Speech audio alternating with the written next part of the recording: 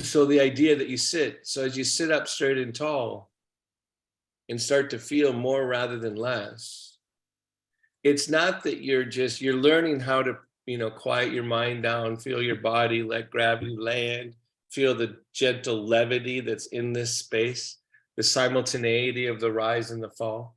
But really, what's happening here is that you and I are clarifying the spring of wonder that we both get to participate in.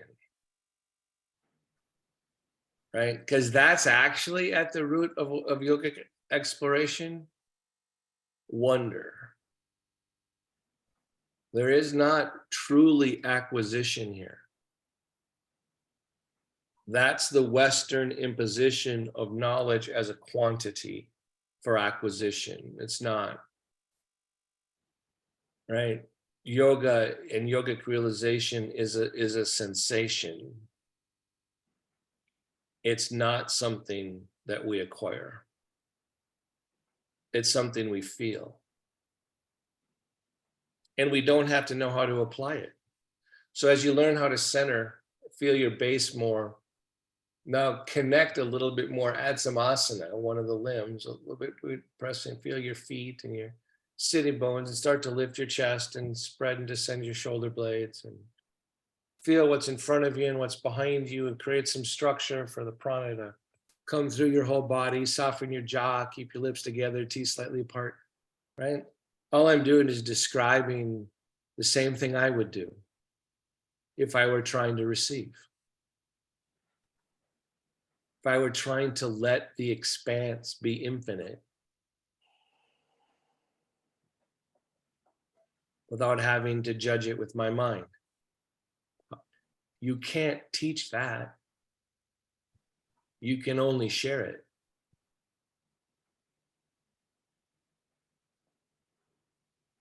Soften your temples around the skin of the forehead, inside of your mouth, your jaw. Ground it with your activity of hitting your sitting bones, feeling your sitting bones, your feet, and lifting your chest. Give it structure. So broaden it. Don't just go from down to up, right? Go across. Let vertical and horizontal intersect each other to create fullness. Fill your vessel without causing ripples, without strain. Fill your vessel not just mentally, chronically, but don't strain. Let go of your day. Prepare your mind to do yoga.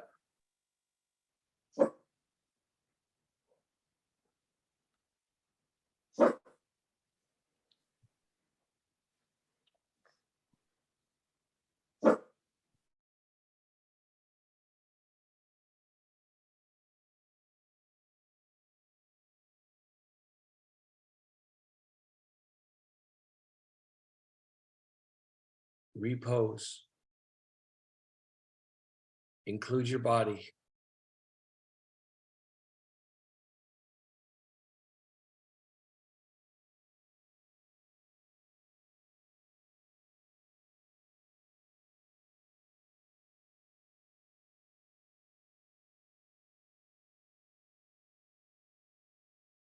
Good, and then release. Take your sternum up towards your chin down over your sternum.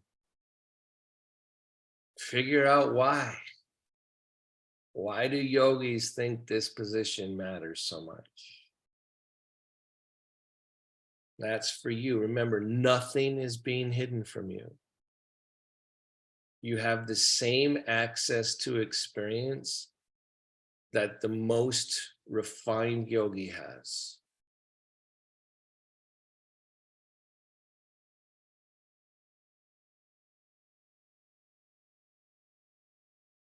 Raise your head up with closed eyes.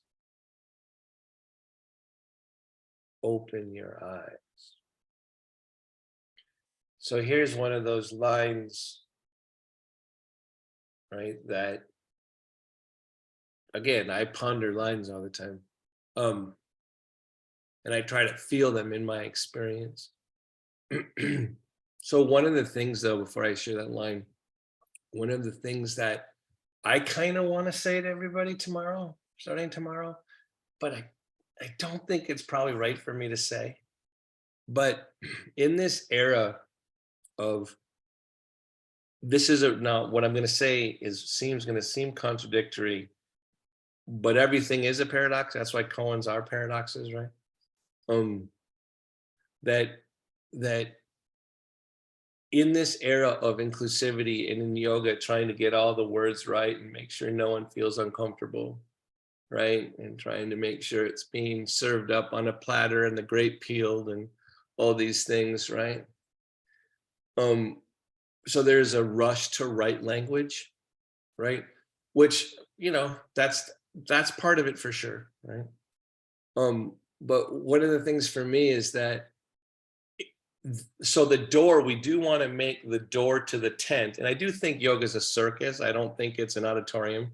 I think it's a freaking circus that actually has a lot of winds on the outside, right? It's a circus, right? So we want the surface, the opening of the tent pretty wide, right? I'm not sure if right and wrong language actually opens the mouth of the tent real wide. I think that's for the person that wants to believe they're opening the tent wide, but they're actual trying to make right and wrong be the entrance to the tent actually excludes, but that's again my bias, right? But so like I want them to come into the tent, and before you start like saying how it goes, I want us to like share something, right? And the idea, it's not even an idea, that yoga discriminates against nobody. The principles of yoga are literally universal, and I want that shared on a nonverbal level before it's tried to be uttered correctly. I want us to start from the truth.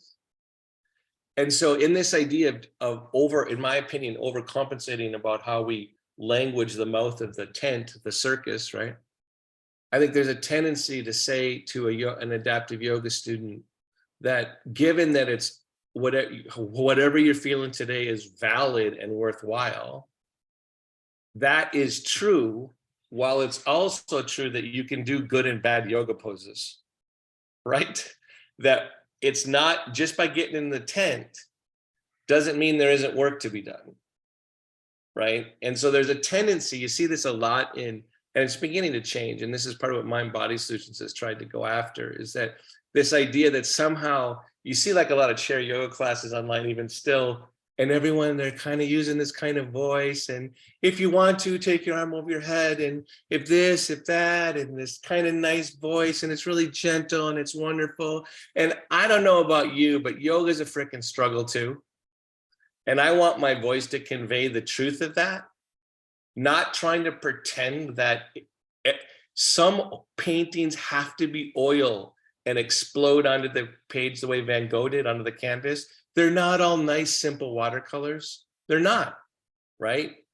And so one of my favorite lines, and so what happens is that, this is especially true when I first started teaching, that adaptive yoga classes were kind of synonymous with gentle yoga classes, right? And that always offended me, right? It's like, you know what? I'm a yoga student. Treat me like a freaking yoga student, right? That means it's going to be easy and it's going to be hard. That, it is the case that more physical success isn't more yoga, right? That's true, but that's a truth, right? And so I love Mary Dunn, who was a senior Iyengar teacher who died of uterine cancer in 2009. She said to me about her gentle classes. She taught a gentle class at the Iyengar Institute in New York. And she said, the only difference between my regular class and a gentle class is the tone of my voice. And I love that. It's like, no, actually, it's really hard to go in to out. It's not about everything's okay. It's like, no, if you go inward before you go outward, your poses become nonviolent, right? And that can be confused as gentle, but gentle and nonviolence are not the same thing. They're different. Again, having us sit in the tent together, explore together, before me trying to say there's only one way this can be served up. right? So sit up straight and tall. One of the things that I hope you've been getting from my classes is that your bones actually matter, even though you don't have as much control over your bones. The only way I can move my bones is if I move the muscles and tendons and ligaments in my arms to move my bones, right? I don't have direct voluntary control over my bones, which actually makes your bones an incredible teacher, right? So get equal on your sitting bones. Wonder why. So what I always do to teach my own mind is go, okay, there's equal, and then I'm going to be unequal and see why this is less yogic. So lean over, right? Like, so if I sat like this all day, life would suck, right? Just plain out, it would suck, right? So I'm going to go, and now I can tell I just suck that way. So I'm going to suck this way. A lot of times all you can do as a yogi is suck in both sides of your body, right? And then try as a way to balance it. And then come in the middle, and by doing what's wrong, you start to be able to feel what's aligned better.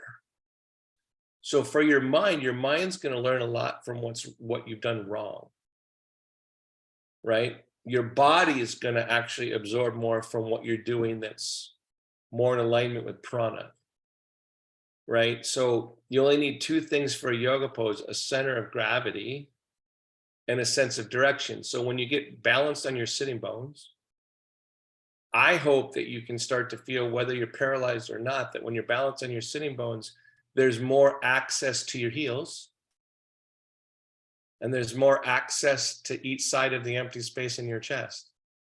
This happens without your volition and without your control. This is a pranic truth, right? So this idea of being able to be balanced. By the way, my body is perpetually out of balance because I had pretty bad scoliosis, right? So obviously the sensation of balance transcends my physical truth. And that's true for a lot of you in the class.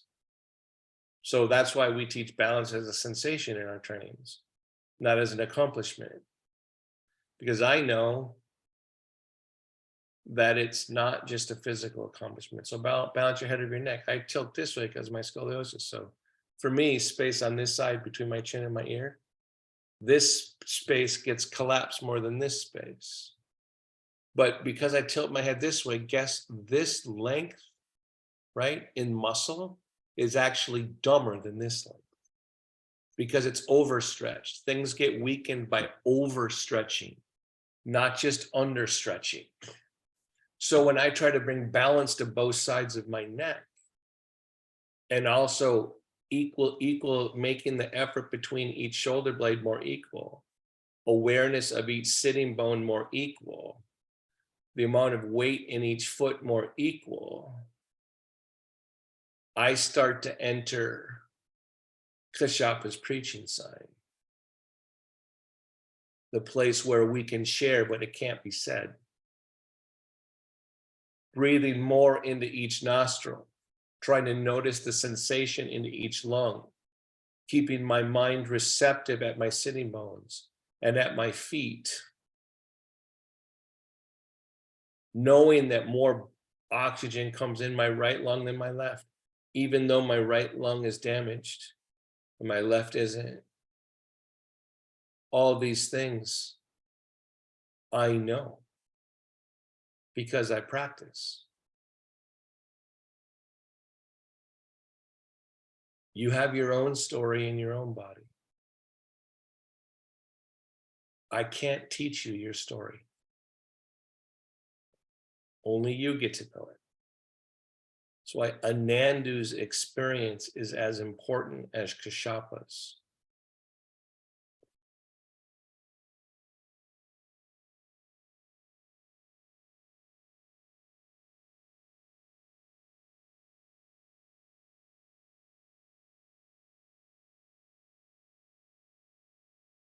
Good, and then release. So it's funny, we've all been raised with the fact that we're supposed to respect our teachers, right?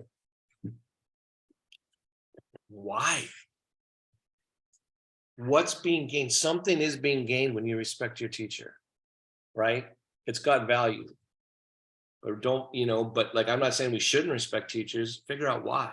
So start to come forward, right? So I've got my hands on the table. I'm beginning to have these thoughts. So respect for your teacher creates what type of receptivity for you as a student, right? The respect for your teacher isn't about the teacher, it's about you as a student, right? So my hands are on the table or on my lap, right? But I want to get them as straight as I can. And I want to try to balance the inside edge of my arm with the outside edge of my arm, right? So it's funny for me, at least, I tend to not stretch as well on the inner seam, and I tend to be less aware of the outer seam, right? So it's not, so the outside edge of my arms, like I really hardly ever even think about that, but I know I don't stretch the inner seam of my arms. Right. And once I start to stretch the inner seam of my arms, I have the opportunity for the outer edge of my arms. So I remember this great instruction from my yoga teacher one time. She said, let the outer forearm be like metal plates. What does that do?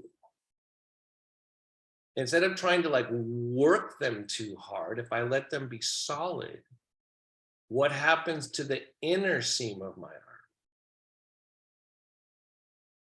Now I'm going to make sure I lift my chest. Whoops, I got one shoulder blade more active than the other.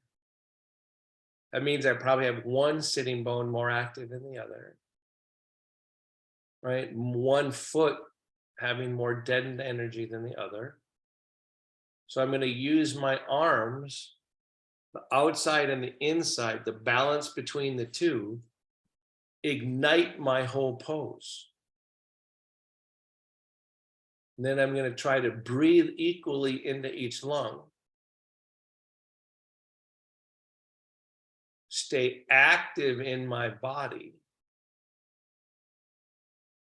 Lengthening in my spine means hitting down to the sitting bones and lifting your chest.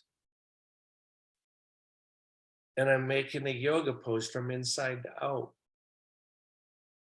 in a simple grounded position, except nothing's simple. Good, and then release. So I can tell for me after the weekend, and this is the type of taking your temperature that I wish you would all do as students. I can tell that I haven't spent enough time connected to my legs this weekend. I've been thinking a lot, processing a lot. So I'm going to back up and I'm going to make sure I get more input on my legs.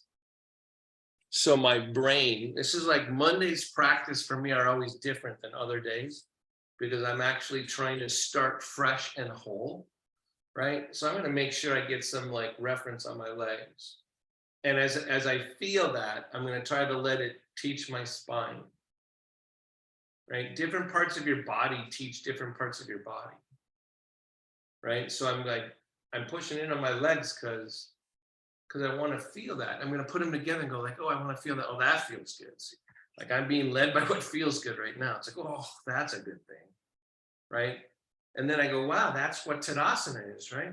My thighs come in and they roll in and down and I lift my chest. And Iyengar is going to say Tadasana is in every pose. So as I do this, as I rotate my thighs in and I lift my chest, ooh, I got one shoulder blade that's overworking, one shoulder blade that's underworking. I'm going to try to adjust and I'm going to breathe, hitting down with my sitting bones, lifting up with my chest, feeling the drop of energy like a pebble going into a still pool. That's why I'm rotating my inner upper thighs in and down, is because I'm letting something go right through the depth of me as I lift out with my spine. As I feel the poop of the pebble into the pond, I want to make sure the pebble goes down to my heels. So it's not just, it doesn't disappear when it goes into the water. and I'm going to lift my chest up and fill the space in the room, making sure that what's underneath the pond is part of what's outside and above the water, right? That those two are talking to each other. Good, and then release. These are strange practices, huh? The idea that you're supposed to integrate what's below the surface of the water with what's outside of the surface of the water. Yep. So I'm hitting on my knees again because that helps me see what's outside, right? Like I get that. I get some stability in my base. And for those of you that can push down with your feet, just push down with your feet some, right? But the idea is that that helps you feel the empty space in the room. You're not just pushing down with your feet, right? You're exploring sensations, right? So now I'm going to add more subtlety again. I'm going to roll my thighs in.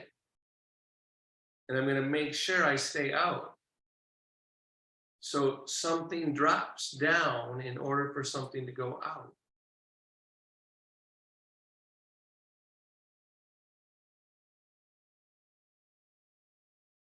Good. And then release, come forward again. So I'm going to come onto my table. I remember, I'm very curious, especially because I live with a disability, about how much we don't feel, especially for me in a wheelchair, as connected to the earth as I wish I was, right?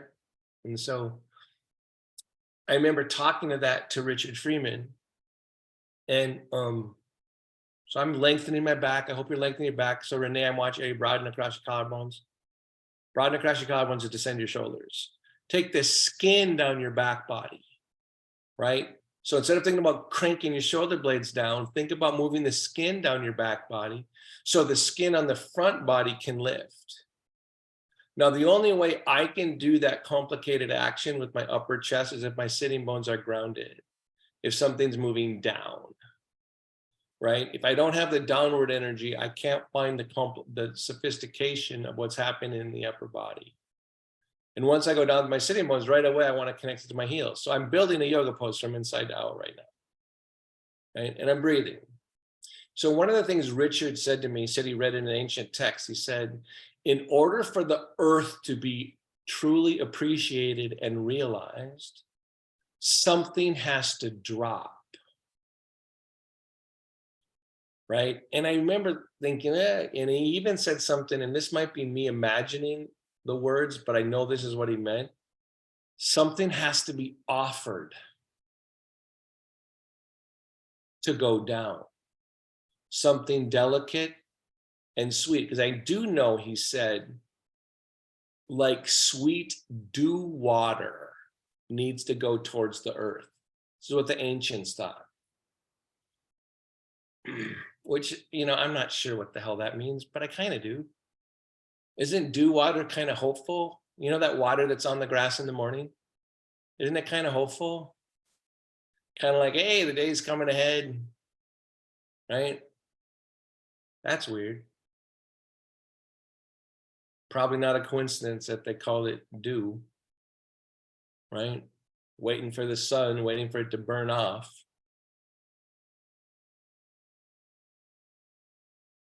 And then he said to me, as I'm sitting like this trying to do it, he said to me that that the groin energy, the energy at the base of your spine, where it connects to your legs, that's where the dew drops from.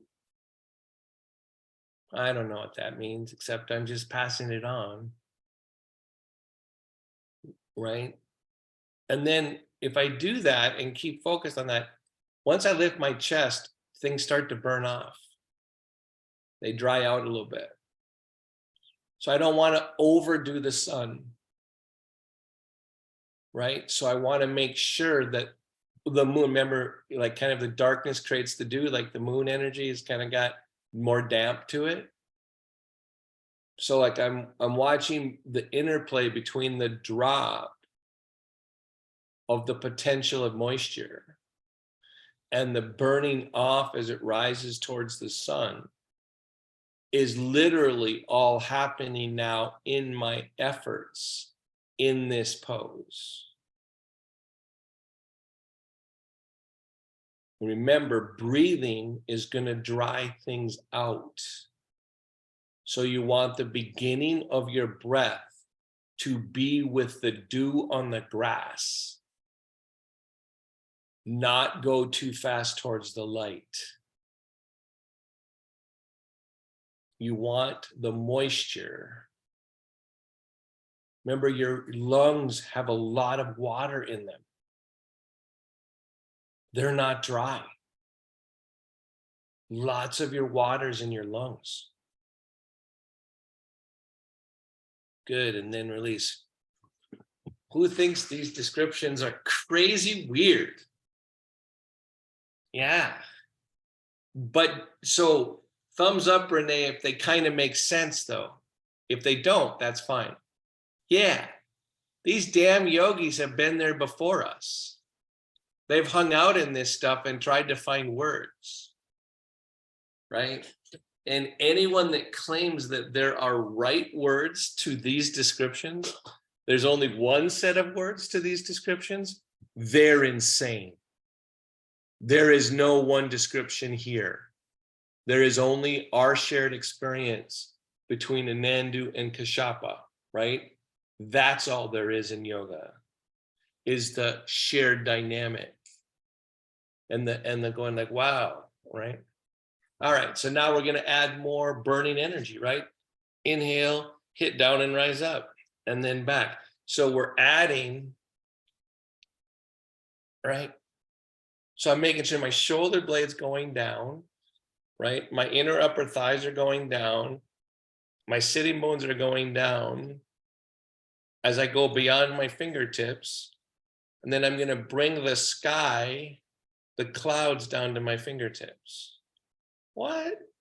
That's monkey talk, right? Good. And then take the other hand up. Are you sure it's monkey talk? I don't know. Kind of makes a weird kind of sense. As long as I don't think that my ability, and switch again, as long as I don't think my ability to enter this place makes me better than somebody else, right? That's why Kashyapa leveled the playing field between him and Anandu. It's about what's shared, not about one person getting it before another. So now I can see some of you have a hard time with your arms right now. So how would you do the same thing without lifting your arms? What part? Like, so as you sit up straight and tall, some of you like are just thinking, like, remember, we're talking about plugging into energy here, not about movement, right? So if I'm trying to do it without taking my arms over my head, what do I do? So if I just lift my chest, right? The difference between that and taking my arm up is that when I take my arm up, the midline gets more highlighted by the ink, right? When I just do it like this, I have a harder time getting overtly to the midline, right? So I'm going to know that as I sit here and doing it without my arms. I'm going to make sure that instead of just expanding in all the ways, which is what your spine's going to want to do, I have to figure what happens when I go into farther into asana, and I have to do it even if my arms don't go up. And breathe. Now, I will be mad at you if you call this imagination. You've missed the whole point. Find the midline, find the effort, move without moving. Don't call it imagination. Good, and then release. All awesome. By the way, that right there, I don't know about you, but that made my mouth dry. That type of work and that's really interesting to me. Mental awareness itself lacks water, right? That's why, if you believe in the evolution of a planet, water was here before us, right? So take your legs wide. We somehow grew out of water, out of the ocean, right? Not actually out of the air in terms of our biological entity anyway, right? So my legs are going wide and I'm just changing gravity. Now I'm going to just go back and forth with a little bit of rhythm because I'm wanting to ignite different sensations between different sitting bones, right? So Michael, I know you're beard heavy, but lean from side to side with your sitting bones, not just with your beard. And there you go. Right? So I'm actually trying to find through motion where my sitting bones are. Then I'm going to inhale, take one arm wide. If I do two, I collapse in gravity. So we're doing one arm wide because it suits me better. Right? And then do the other. And then, because I want to be inclusive, because not everyone has the same limitations I do, I'll do it with both arms. I can feel my spine dropping too fast towards the earth, right? And so I know I've lost some of my yogic potential, but it feels good to take both my arms wide and then back down. Gonna lean over, find my groin again, find my groin again. This time I'm gonna like put more pressure down through my groin and my hip, but also down to my heel. So I'm trying to practice my mind getting more full awareness. Now, as I come back to the midline, I'm going to try to keep all of that happening, right? Then one arm wide, then back, then one arm wide, then back. Now, if you're just moving your arms, I'm mad, right? And then take your arms wide and go back. So do you remember, so I never did this, take your arms down. I never did this, but they seemed really cool. I did try it a couple of times. My sister would do this. Do you remember like that, whatever, I think he was trying to imitate, what is it you weave on? I'm forgetting. Whatever, my word, this is being old right now, right? A loom. But remember when you used to put like different pegs in a shape? I can't remember this game. And then you put the threads around, right? So you'd use the structure of the pegs in order to make the tapestry be more expansive, right? So what we just did when I was trying to have you move from side to side, feel each sitting bone in each foot, was literally put the pegs in, and we're gonna wrap, the instructions are actually the thread that's going between, let's say it's five tacks or whatever they would be called, right? So I'm taking my legs wide again because I want these thumbtacks or whatever to be spread out a little bit. And I want to make sure the ones that are through my legs and down to my heel, so I have one in my hip and my heel, I want to make sure they're firmly in there, right? And then I'm going to make sure it's firmly in there. Then I'm going to come back, and as I make sure those are firmly in here, I'm going to put another tack, or one tack here, one tack here. So when I go this way, finding the groin and the heel, I'm connecting it here, right? So I'm building structure of awareness so my mind can stay present with the whole, W-H-O-L-E, right? Then I'm getting to the middle because now I'm going to add more asana. But now I want to make sure I have the 5 points, or actually there's more. So there's 5 points in your legs, your heels, your hips, and your tailbone. And then there's one here and one here, right? So I want you to like sit here and ground for a second, lift your chest and find those 5 places. Register them in your mind on an exhale and then on an inhale, right? Because they stay in place both with retention and with active breath. They transcend both, right? So I'm sitting here using alignment and centering to be able to keep me on those points of what's unchanging. Then I'm going to inhale and take one arm up. Now I've added more tacks. But I want to keep the core ones from which things grow from. There are always core ones from which things grow, right? And then I'm going to go the other way. And I'm going to do it again and so you can do it like Michael from the tips of your elbows too, right? But I'm trying to like make it now not quite be so serious by increasing the rate of movement. But I'm trying to stay with the whole. And in order for my mind to stay with the whole, I'm having to utilize Shavasana. Right? What? Sit up straight and tall again. Now I'm going to go all of the spaces. Smile at what's lost. Feel what's gained as I do something more physical. And then release and go back to touching your knees. So for me, touching the knees helps me get on the front edge of my sitting bones, which is part of my control. I have less control and I'm more subject to gravity when I'm on the back side of my sitting bones.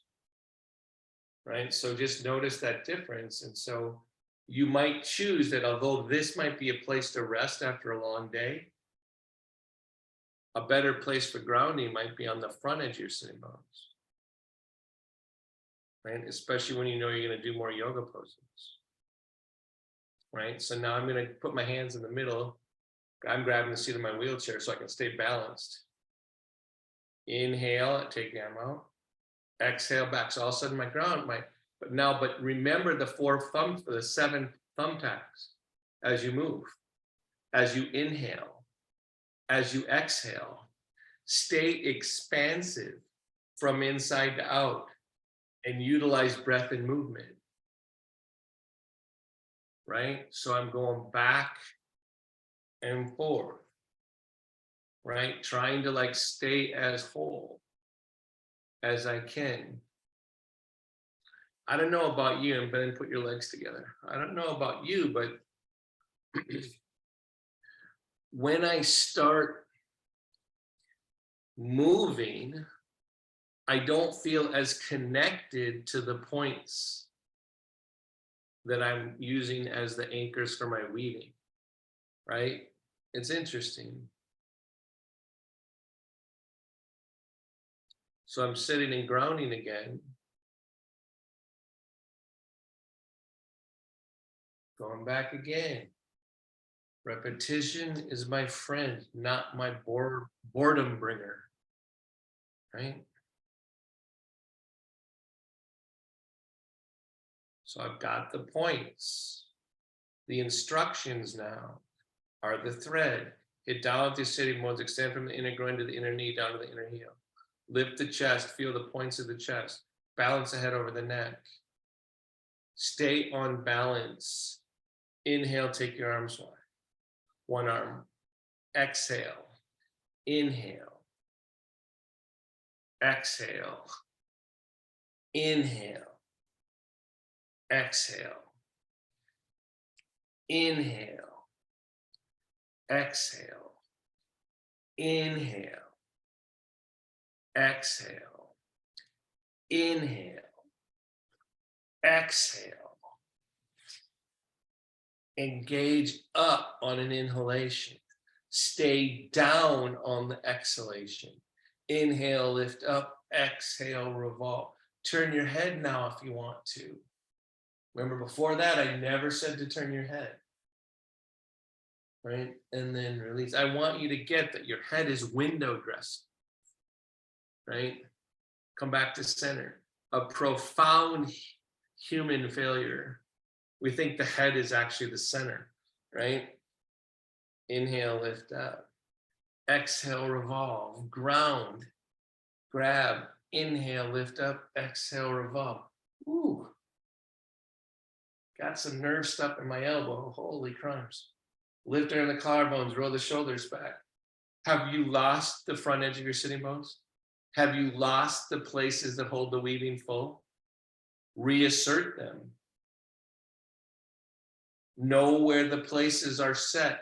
The stones are set for the structure. Right? What happened? Then come on back to center. What happens is the mind loses the structure that sets the foundation for a pose. Happens all the time. Inhale, lift up. Exhale, keep the stones set. They're not going to stay the same though, damn it. I keep them set and it's not as good as when I say stay stationary. Inhale, lift up, exhale, revolve. Where are the places that hold the weaving into its fullness?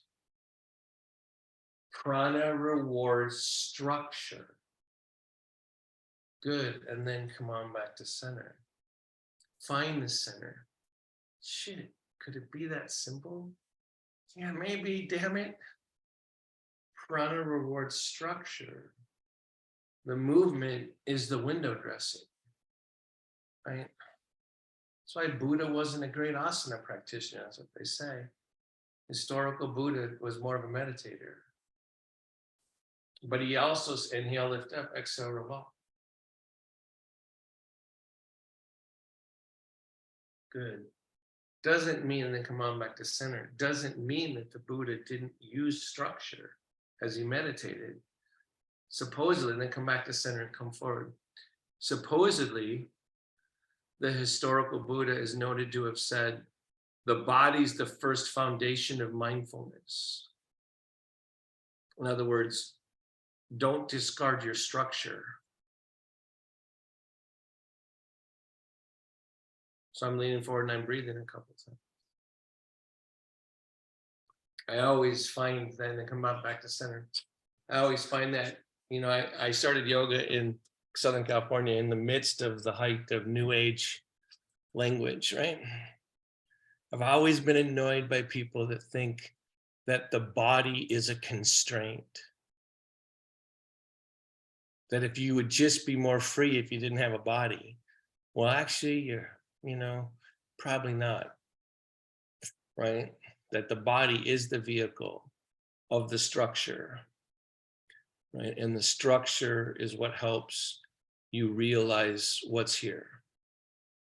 So I'm leaning forward, I'm grounding before Shavasana. I'm finding those points, my feet, my sitting bones, the dew, the base of the spine, the lift of the chest into the fulfilling of these spots, the drop of the shoulder blades, the balance of the head. I want everything to come through me in Shavasana and everything to be nourished. So I quiet my mind enough to stay whole, to let my brain stay receptive to all the input.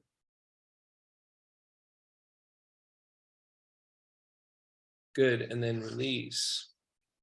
Lean against the back of your chairs, prepare for Shavasana. Let yourself be held up. So I still do like the idea of a sack of potatoes hitting the ground. Like when I first come into Shavasana, poof, I want to surrender overtly.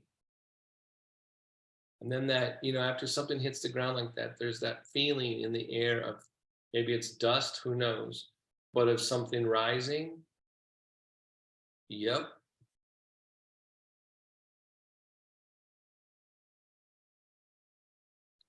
Today I don't want my fingertips together. Today I want my palms up. I'm not going to judge that. Lips together, teeth slightly apart. emptiness in the temples, the jaw, the inside of the mouth, air in your brain, grounding in your body, air and grounding in your joints, your ankles, your knees, your hips, your shoulders, your elbows, your wrists.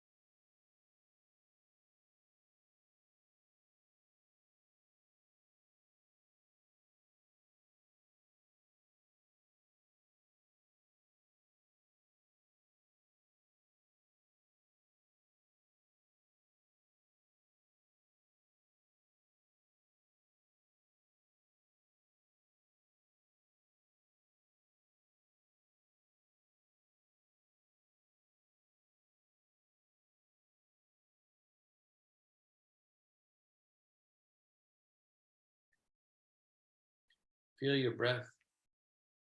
Don't change it. Thank your body. Thank it again. Start to bring yourself back. Slightly deeper inhalation, slightly longer exhalation.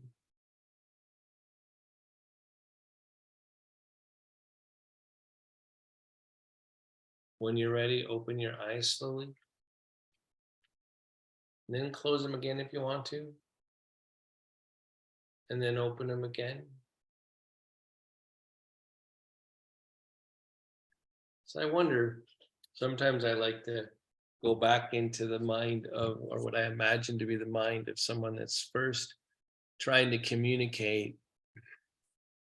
And I think that at some point, the underlying yogic realization is so simple that the struggle is to find any words at all, not necessarily to find complex words, right? But if you were to think about the realization that there's part of you is intangible to the way your mind functions, right? That there's a dimension to you. Maybe we call it self. I don't know. Right? I don't really care. But there's a dimension that's less tangible. Makes sense about the 8 limbs as an attempt to try to communicate that. Right? You start going down and up, and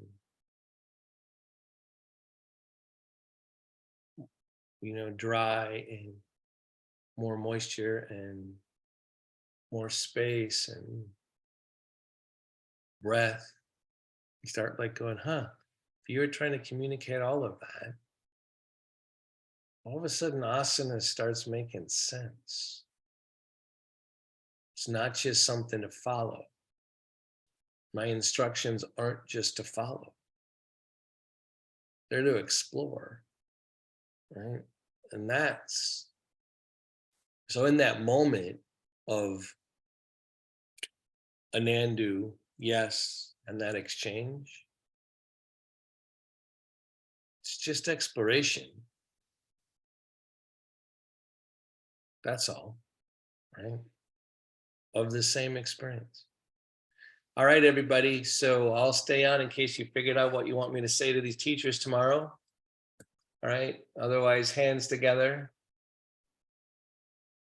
Namaste. And if you can't bring your hands together, you can do the same thing in the center of your chest. In fact, in some ways, it's better in the center of your chest.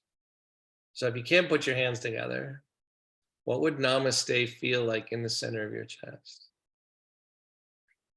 Don't put your hands together and keep it in your chest. Namaste. All right.